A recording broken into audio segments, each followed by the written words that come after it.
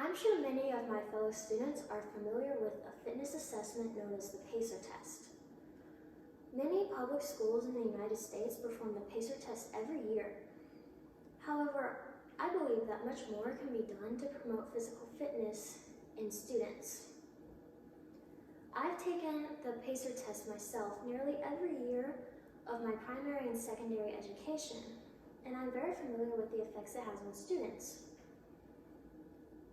Public schools in the United States should implement physical education that encourages students to produce lifelong habits of physical fitness.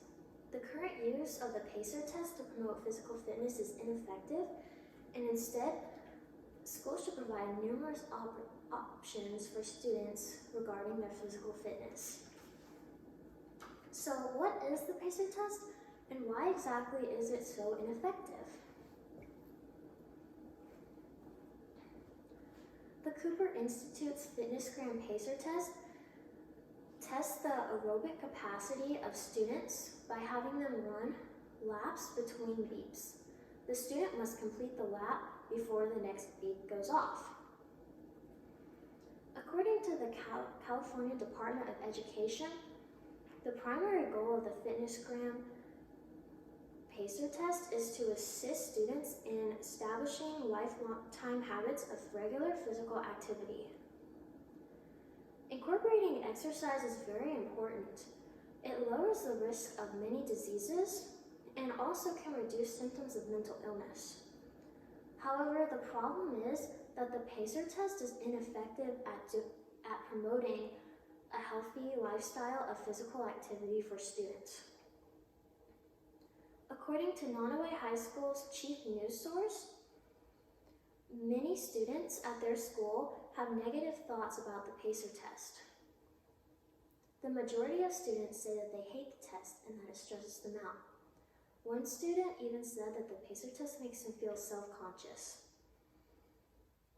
Clinical psychologist Barbara Markway says that negative emotions can reduce one's desire to do physical activity.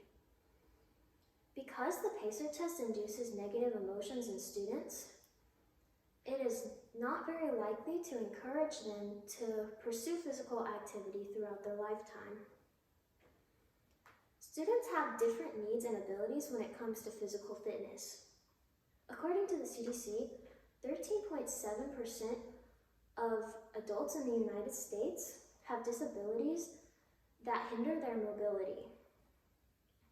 The CDC also says that people with and without disabilities have similar needs when it comes to physical activity. However, those with disabilities are much less likely to pursue it.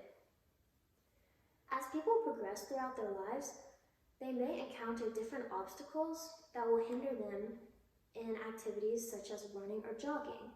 Because this is all that the PACER test consists of, it is not effective in teaching students how to pursue physical activity throughout their lifetime. There are much better ways to promote physical activity in students.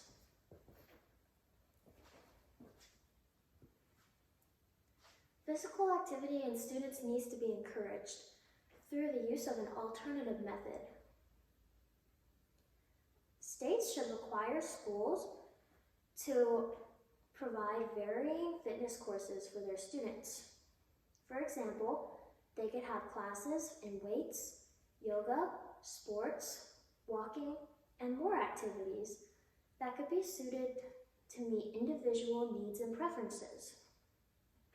According to the Muscle Clinic, people who enjoy exercise are much more likely to engage in it. Rather than promoting exercise that induces negative emotions, such as the PACER test, by giving students options with their physical fitness, they are more likely to discover methods of exercise that they enjoy, thus increasing the likelihood that they'll pursue physical fitness throughout their lifetime. According to the CDC, it suggests to doctors that they tell their patients with and without disabilities to pursue physical activity in ways that meet their needs and abilities. Rather than teaching students only one way of getting physical exercise,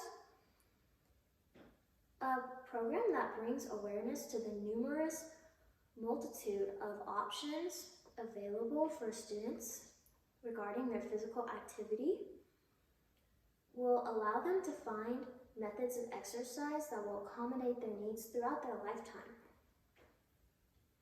If students encounter difficulties such as physical, financial, time management, and other issues that may make it hard for them to pursue running or jogging, they'll be equipped with the knowledge they need to continue their healthy habits of physical fitness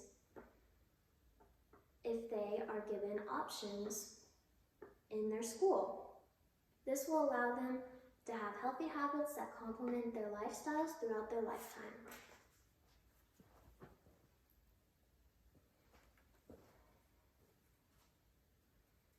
When we provide students with more education, we may create more healthy adults. Today I've discussed why the PACER test is ineffective in encouraging students to pursue fitness, and why instead they should be provided with numerous options so that they can find a way to exercise that suits them. In order to create a healthier America, we can start by improving our physical education programs. Think about how a better physical education program could have provided lifelong benefits for you.